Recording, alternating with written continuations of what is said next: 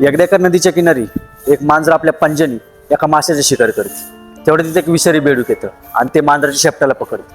मांजर पलटवार करून त्या माशाला पुन्हा आपल्याकडे वळतं।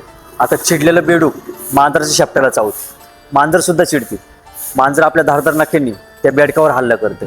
आता जी बेडकाची विषारी ग्रंथी असतात ते फुटतात आणि ते मांजराच्या डोळ्यात आणि तोंडात जातात। हळूहळू विष त्या मांजराच्या अंगात पसरतं। मांजरीचं संतुलन बिघडतं आणि मांजर त्या खोलवर पाण्यात पडते आणि खोल पाण्यात बुडून त्या मांजराचा मृत्यू होतो। मित्रांनो, मांजराचा मृत्यू हे खोल पाण्यात बुडून नाही तर ते बेडकामुळे झालेला असतो। एक लक्षात ठेवा, अशी विषारी बेडकासारखी लोक आपल्या आयुष्यात सुद्धा असतात, जी एकदम बेकार असतात। ते छोटे छोटे कारण काढून आपल्यासोबत भांडणं काढत असतात। या लोकांकडे गमावण्यासारखं काहीच नसतं, पण ही स्वतःही बुडतात आणि आपल्याला घेऊन सुद्धा बुडतात। म्हणून एकच लक्षात ठेवा, जर कधी वाईट वेळ आलीच किंवा वाईट लोकांसोबत आपलं काही झालंच तर अशा लोकांवर पलटवार करण्यापेक्षा तिथून निघून गेलेलं कधीही चांगलंच।